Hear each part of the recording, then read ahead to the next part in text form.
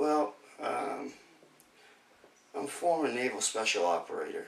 Um, I did a lot of jumping out of buildings and airplanes and uh, training very, very intensely. Um, and it just caught up with me. And so about 15 years ago, I started coming down with severe back pain. Um, and I just thought it was driving a lot, and I thought it was due to that. And what ended up happening was I found out that I had a bulge on L5, L4 disc, and I had a laminectomy and discectomy. Uh, it failed. It failed miserably, actually. I was in more pain after the operation than I was prior to the operation. And we tried everything possible. And I just couldn't get any relief. So about 4 or 5 years later, I saw another doctor, and she thought that, she could solve it with a major operation. It included fusions and scraping away scar tissue, because apparently I had scar tissue wrapped around the nerve S1. And we went and we did it. And after that, I was still in the same amount of pain. The damage was done.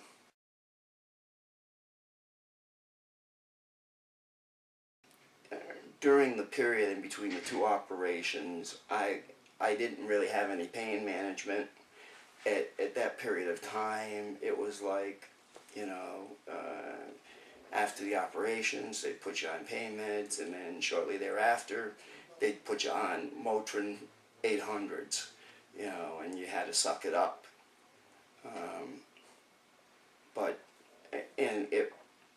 I fortunately was steered to Scripps La Jolla's pain program by a Dr.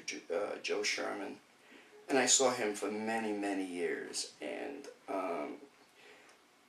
and he was able to prescribe medication that kind of distracted me from the pain, but it didn't really take the pain away. All the while, my quality of life was getting worse and worse. Businesses, I had been very successful in business, and things just started to fall apart. Relationships fell apart, and I didn't get the clue that it was because I was so medicated.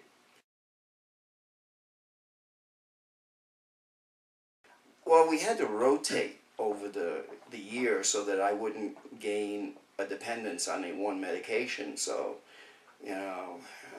we did everything from Cadian, morphine, OxyContin, fentanyl, all on a rotating basis.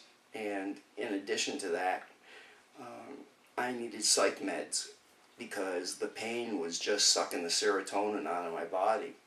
And so there was a whole cadre of psych meds and pain meds, which basically put me in a steady state of fog. Yeah, another physician referred me to Dr. Rand, and I saw Dr. Rand, and I was in pretty bad shape. He found out that I was operating at 82% oxygen in my brain, and that there was a reason for the things in my life screwing up, and that he had a solution. What we did was, it's really a we thing, I detoxed from all of the opioids that I was on for 5 days, and it was a rough 5 days. But I was in one of the homes, and I had medical care 24 hours a day, food, everything I needed to get through the period.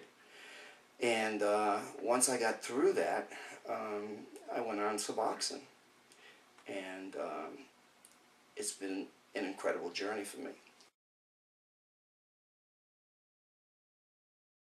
Well, it's been 2 years now, and my life has gotten qualitatively and quantitatively better consistently. You know, I've had more stuff break and go sideways, and we've had to deal with that stuff. I had just had a knee replacement this past year, and we've had to work around some things, but I wouldn't trade this for anything.